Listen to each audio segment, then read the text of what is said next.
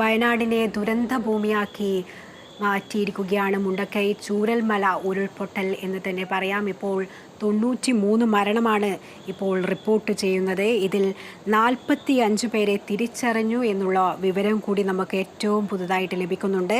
മുണ്ടക്കൈയിൽ നിന്നും സൈന്യം 100 പേരെ കണ്ടെത്തിയെന്നും അറിയാൻ കഴിയുന്നുണ്ട്. ഇപ്പോഴും രക്ഷാപ്രവർത്തനം പുരോഗമിച്ചുകൊണ്ടിരിക്കുകയാണ്. റിയാസിലേക്ക് ഞാൻ പോകുന്നു. റിയാസ്, ഇപ്പോൾ ആകെ മരണം 93 എന്നുള്ളത് നമ്മൾ റിപ്പോർട്ട് ചെയ്തു. സൈന്യം കൂടുതൽ പേരെ രക്ഷപ്പെടുത്തി എന്നും അറിയാൻ കഴിയും. നമുക്ക് നേരത്തെ നമ്മളോട് പ്രതികരിച്ചവരൊക്കെ പറഞ്ഞിരിക്കുന്നത് ഈ മൃതദേഹങ്ങൾ തിരിച്ചറിയാൻ ബന്ധുക്കളൊക്കെ എത്തിച്ചേരുന്ന ഒരു ദയനീയമായ കാഴ്ചയും നമ്മൾ പ്രേക്ഷകർക്ക് മുന്നിൽ കാണിച്ചു കൊടുത്തിട്ടുണ്ടായിരുന്നു.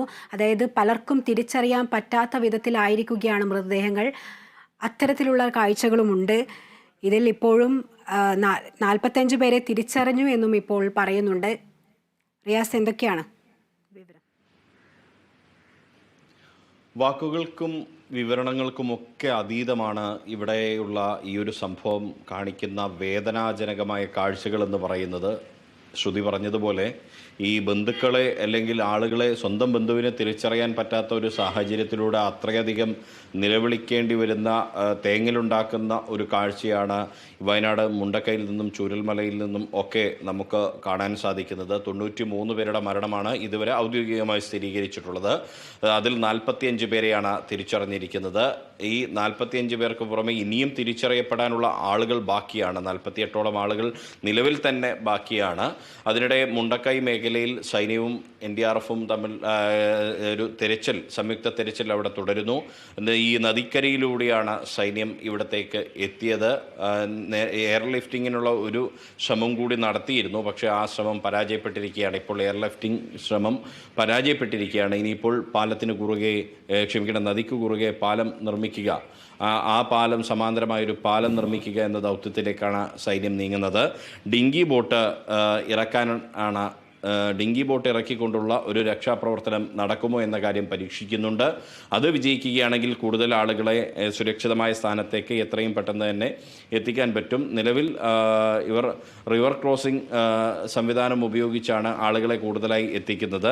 പലരുടെയും നില ഇപ്പോഴും ഗുരുതരമായി തന്നെ തുടരുകയാണ്. പരിക്കേറ്റ ആളുകളുടെ നിലയിൽ പലരുടെയും നില ഗുരുതരമായി തുടരുകയാണ്. സൈന്യം നേരത്തെ ഞാൻ സൂചിപ്പിച്ചതുപോലെ മുണ്ടക്കൈയിൽ നിന്നും 100ഓളം ആളുകളെ കണ്ടെത്തിയിട്ടുണ്ട്. ഇനിയും 200ഓളം ആളുകളെ കണ്ടെത്താനുണ്ട് എന്നുള്ളത് കാത്തിരിക്കുകയാണ്. 200ഓളം ആളുകളെ ഇപ്പോഴും കാണാനില്ല. അതിൽ തന്നെ എത്ര പേർ ഇപ്പോഴും ഉണ്ട്? ഈ പറഞ്ഞതുപോലെ നമുക്ക് അവർ എവിടെയെങ്കിലുമൊക്കെ ഉണ്ടാകും എന്നൊരു പ്രത്യാശ ആ കുടുംബങ്ങൾക്കുണ്ടാകട്ടെ. അതല്ല, അതിനപ്പുറത്ത് മറിച്ചാണ് സംഭവിക്കുന്നതെങ്കിൽ ഈ ദുരന്തത്തിൻ്റെ ഒരു ആഴം ഇനിയും വർദ്ധിക്കും. കാണാതായ ആളുകളുടെ എണ്ണം, മരണപ്പെട്ടവരുടെ എണ്ണം എല്ലാം തന്നെ സംഖ്യ ഇനിയും ഉയരും എന്നുള്ളതാണ് അധികൃതർ നൽകുന്ന വിവരം. അതുതന്നെയാണ് റിയാസ്. അതായത് കൃത്യമായ വിവരം നമുക്ക് ലഭിക്കുന്നില്ല എന്നുള്ളത് തന്നെയാണ്. നമ്മൾ നേരത്തെ പ്രതീഷ് പറഞ്ഞതുപോലെ തന്നെ ഇത് ഇക്കരക്കരയുള്ള കാര്യം മാത്രമാണ് ഇപ്പോൾ നമുക്ക് റിപ്പോർട്ട് ചെയ്യാൻ പറ്റുന്നുള്ളത്. അക്കരക്കരയിൽ ആരൊക്കെയുണ്ട്, എത്ര കുടുംബങ്ങളുണ്ട്, എത്ര പേർക്ക് ഭക്ഷണം കിട്ടുന്നുണ്ട്, മരുന്ന് എത്തിക്കാൻ പറ്റുന്നുണ്ട് എന്നുള്ള കാര്യങ്ങളൊന്നും നമുക്കറിയില്ല. പല റിസോർട്ടുകളിലും പലരും അഭയം പ്രാപിച്ചിട്ടുണ്ട്. അവർക്ക് ഇന്ന് ഒരു ദിവസം കഴിക്കാനുള്ള ഭക്ഷണം ചിലപ്പോൾ ഉണ്ടാകുമായിരിക്കാം. ഇനി നാളത്തെ അവസ്ഥ എന്തായിരിക്കും, അതിനു മുൻപ് ഇന്ന് രാത്രിയോടെ തന്നെ അവരെ രക്ഷപ്പെടുത്താനാകുമോ എന്നുള്ള കാര്യത്തിലൊക്കെ ഒരു വ്യക്തത വരേണ്ടതുണ്ട്. അതായത് അത് കൃത്യമായി അറിയണമെങ്കിൽ ആ ഭാഗത്തേക്ക് എത്തിപ്പെടണം. സൈനികർ എന്തായാലും അതീവ ശ്രമം തന്നെ നടത്തുന്നുണ്ട്. പാലം നിർമ്മിച്ചും ഒക്കെ എത്രയും പെട്ടെന്ന് ഇവരെ ഇക്കരക്കരയിൽ എത്തിക്കുവാനുള്ള ശ്രമം നടക്കുന്നുണ്ട്. എങ്കിലും നമുക്ക് പ്രതീക്ഷിക്കാം എത്രയും പെട്ടെന്ന് ഇവരെ മറുകരയിൽ എത്തിക്കട്ടെ, രക്ഷപ്പെടുത്തട്ടെ എന്ന് തന്നെ പ്രതീക്ഷിക്കാം. എങ്കിലും ഈ കാലാവസ്ഥയും ഒക്കെ ഒരു പ്രതികൂലമായി നിൽക്കുന്ന ഒരു അവസ്ഥ കൂടിയില്ലേ?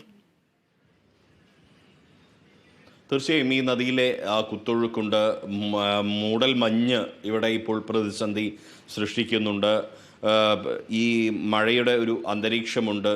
മഴയ്ക്ക് ശമനം വന്നെങ്കിലും ഇപ്പോഴും മഴയുടെ അന്തരീക്ഷം അവിടെ നിൽക്കുകയാണ്. നദിയിലെ കുത്തൊഴുക്ക് വലിയ പ്രതിസന്ധിയാണ്. ഈ കുത്തൊഴുക്ക് മറികടന്ന് വേണം അപ്പുറത്തുള്ള മുണ്ടക്കൈയിലുള്ള ആളുകളെ ചൂരൽമലയിലെ സുരക്ഷിത സ്ഥാനങ്ങളിലേക്ക് മാറ്റിപ്പാർപ്പിക്കാനുള്ള സംവിധാനം ഒരുക്കാൻ. എന്തായാലും സൈന്യത്തിൻ്റെ 2 പ്ലറ്റൂൺ അവിടെ എത്തിയിട്ടുണ്ട് എന്നുള്ളത് ഏറെ ആശ്വാസകരമായ കാര്യമാണ്. കൂടുതൽ സൈന്യം അവിടേക്ക് എത്തും എന്നുള്ളതും അറിയിക്കുന്നുണ്ട്. 122 ഇൻഫൻട്രി ബറ്റാലിയൻ മദ്രാസ് റെജിമെൻറ്റിൻ്റെ സൈന്യമാണ് ഇപ്പോൾ അവിടെ എത്തി അതിൻ്റെ രക്ഷാപ്രവർത്തനങ്ങൾക്ക് നേതൃത്വം നൽകുന്നത്. ഈ കനത്ത മഴ ഇടയ്ക്കിടെ ഉണ്ടാകുന്നതും കുത്തൊഴുക്കുമെല്ലാം തന്നെ ഈ ഒരു നിമിഷം ഞാൻ എത്താം. ഇപ്പോൾ ഞങ്ങളുടെ പ്രതിനിധി വയനാട് നിന്നും അരുൺ നമ്മളോടൊപ്പം ചേരുന്നുണ്ട്. അരുൺ,